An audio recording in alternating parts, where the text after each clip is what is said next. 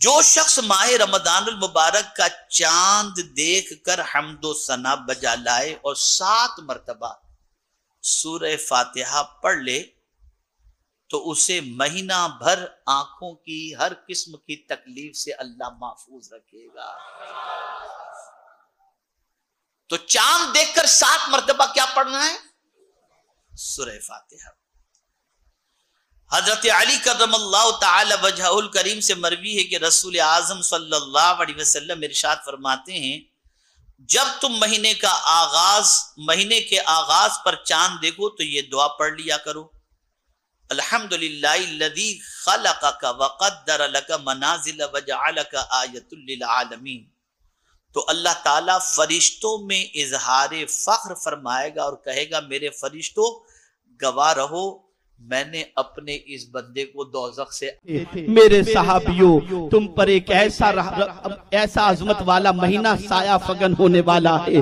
अल्लाह अल्लाह जिस माह मुबारक के अंदर अल्लाह अज़्ज़ व जल्ल ने नफिल के सवाब को फर्ज के बराबर कर दिया, फर्ज के सवाब को 70 फर्जों के बराबर कर दिया, उसमें एक ऐसी रात है जो 1000 महीनों से अफजल व आला है। अल्लाह अकबर। मेरे आका सल्लल्लाहु अलैहि वसल्लम इरशाद फरमाते हैं, अल्लाह अज़्ज़ व जल्ल ने शैतान को उस महीने के अंदर कैद कर दिया, जन्नत के दरवाजे खोल दिए। अल्लाह अल्लाह आकाए करीम के इरशादात इस सिलसिले में सहाबा को सरकार फरमाते चले जाते। सहाबा किराम में जज्बा पैदा होता, वो अपने आप को माह रमजान की तैयारी में लगा देते और जैसे ही माह रमजान शरीफ का चांद नजर आता, मुस्नद इमाम अहमद में है, रसूल आजम के सहाबा एक दूसरे को मुबारकबाद पेश करते थे कि वो महीना आ गया जिसकी रातें बरकत वाली, दिन बरकत वाला और परवरदिगार ने लम्हात को बरकत वाला बनाया।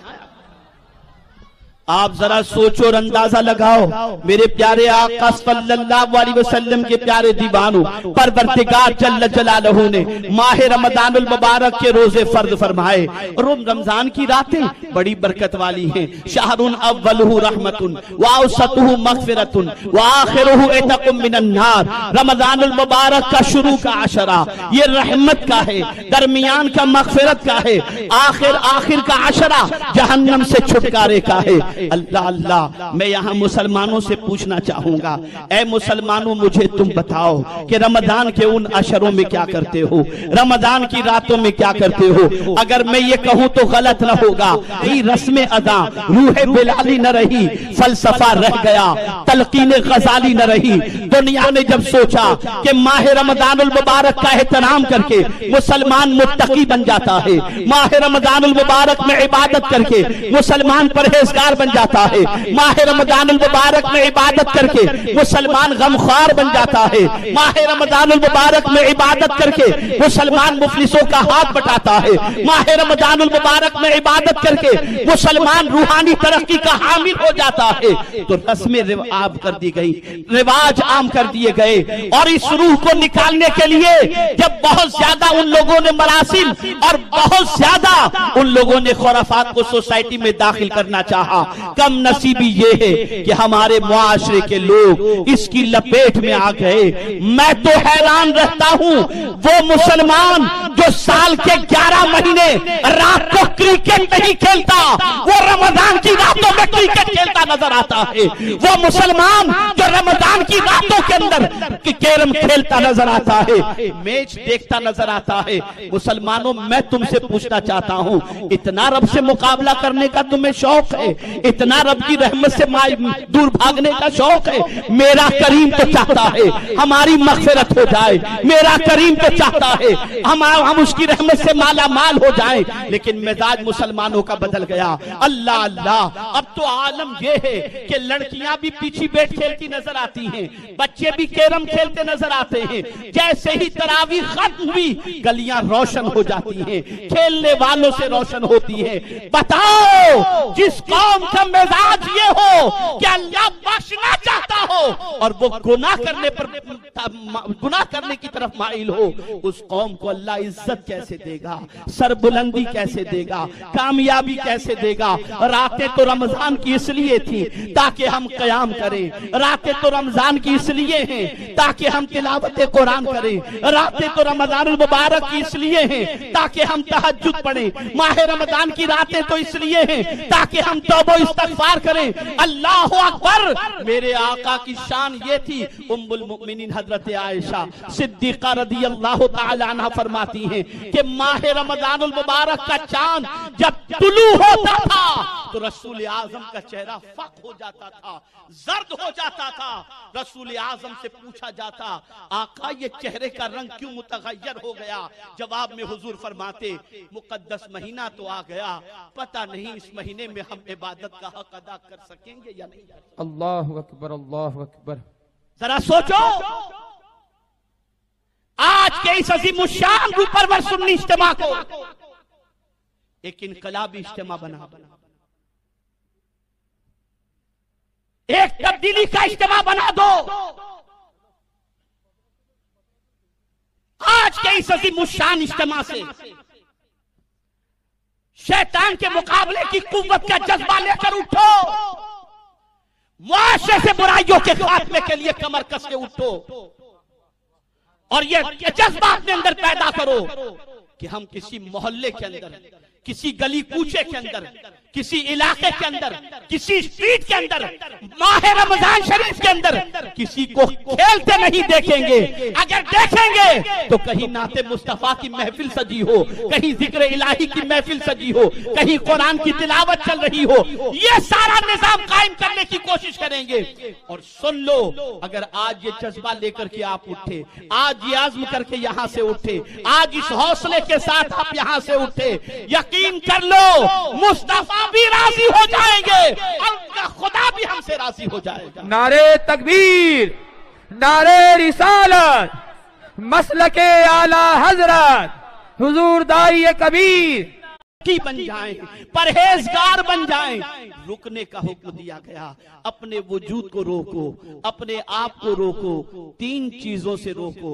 ऐ रसूल आजम सल्लल्लाहु अलैहि वसल्लम के दीवानों, आप में से कोई जरूर ये कह सकता है, मौलाना पूरा मुआशरा रोजा रखने वालों का आप देख लो, जो भी रोजा रखता है वो इन तीन चीजों से जरूर रुकता है, इसलिए कि इन तीन चीजों से सुबह सादिक से लेकर गुरूब आफ्ताब तक रुकने ही का नाम तो रोजा है।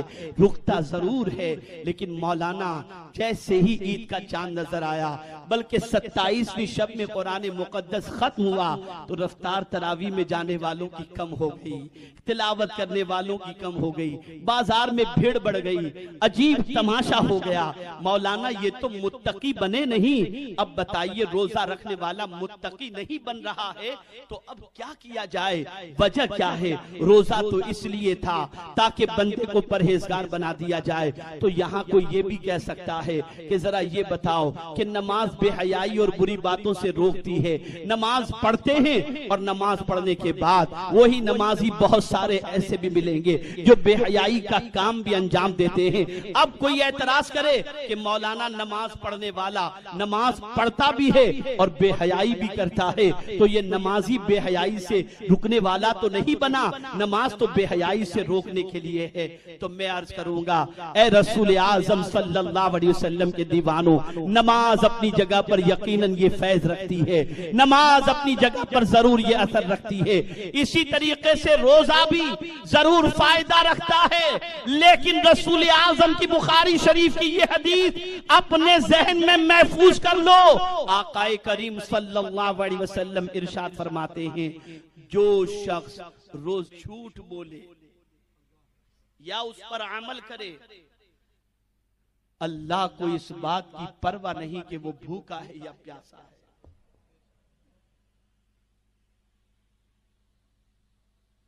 एक शख्स बीमार है,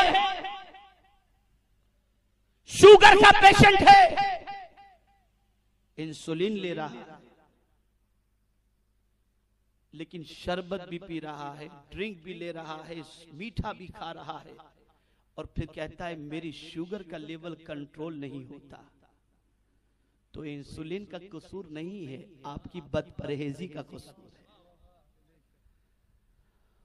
तो रोजा मुत्तकी बनाता, लेकिन रोजे में सरकार ने जिन चीजों से परहेज का हुक्म दिया है जरा वो भी तो कर लेते।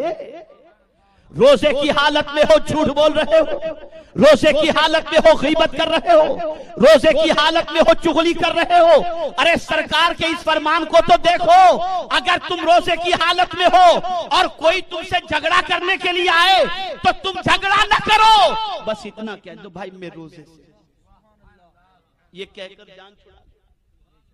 कितनी अजीम तरबियत सरकार ने फरमाई, झगड़े से बचने का कितना अजीम दस्तूर अता फरमाया, झगड़े से बचने का कितना अजीम कानून अता फरमाया। ये तरबियत हो रही है। रोजा सिर्फ उन 3 चीजों से इस्तिलाह शरीयत के अंदर, रोजा उन 3 चीजों से बचने का नाम जरूर है, लेकिन रोजे की बरकत उसे हासिल होगी जो जबान का भी रोजा रखता हो, जो कान का भी रोजा रखता हो, जो पैर का भी रोजा रखता हो, जो दिल का भी रोजा रखता हो, जो हाथ का भी रोजा रखता हो, जो पैर का भी रोजा रखता हो। जब कोई इंसान अपने पूरे वजूद को अल्लाह की नाफरमानी से रोक ले तो उसकी कैफियत ये हो जाती है कि जो मौला से मांगे मौला उसे अता फरमा दिया कर। ज़बान खास बुखारी शरीफ के अंदर सरकार सल्लल्लाहु अलैहि वसल्लम ने इस चीज का हुक्म दिया, ज़ूर झूठ के हवाले से। आपको मालूम है मुसलमानों की तबाही की वजह क्या है? एक वजह मुसलमानों की तबाही की ये भी है कि वो लग़्व और फुजुल कामों में पड़ गए।